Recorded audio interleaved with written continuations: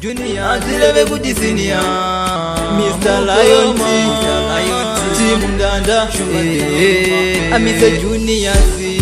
Dino DJ Famasi Records Kiri kupa kufamasi Lion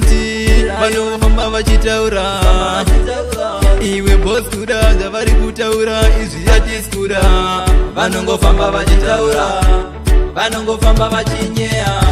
Vafunga kufamba vachitaura Vanenge vachida kunza kuti uri kumanya nani Vafunga kufamba vachinyea Vanenge vachida kunza kuti mpesa kondiani Kana uri mupesi vokufurira Mwanzi musikana wako iyeye anopinda Kana ungori baby vokufurira Mwanzi mungomana wako iyeye ana mari Zakuda uise zvitanda munzeve Zavanotaura injoto ita uzive Ndivo vachaita ufe uri chirikadzi Ipapo upangwarire iwe ita uzive Ane mari chingoti ndewako asina mari chingoti ndewako Makabatana sebhuku nechinyoreso Pasina chinyoreso bhuku haunyore Vafunga kufamba vachitaura Vanenge vachida kunza kuti uri kumanya nani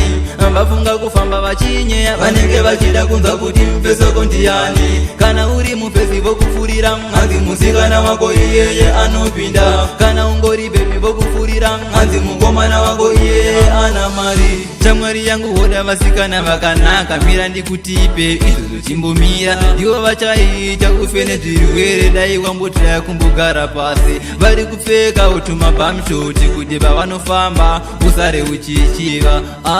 Uchasara uchichiva Mberi kwacho uchasara nezvirwere Vafunga kufamba vachitaura Vanenge vachida kunza kuti uri kumanya nani Vafunga kufamba vachinyea Vanenge vachida kunza kuti mpesa kondiani Kana uri mupesi vokufurira Mwanzi musikana wako iyeye anopinda Kana ungori baby vokufurira Mwanzi mungomana wako iyeye ana mari Zakuda uise zvitanda munzeve Zavanotaura injoto ita uzive Ndivo vachaita ufe uri chirikadzi Ipapo upangwarire iwe ita uzive Ane mari chingoti ndewako Asina mari chingoti ndewako Makabatana sebhuku nechinyoreso Pasina chinyoreso bhuku haunyore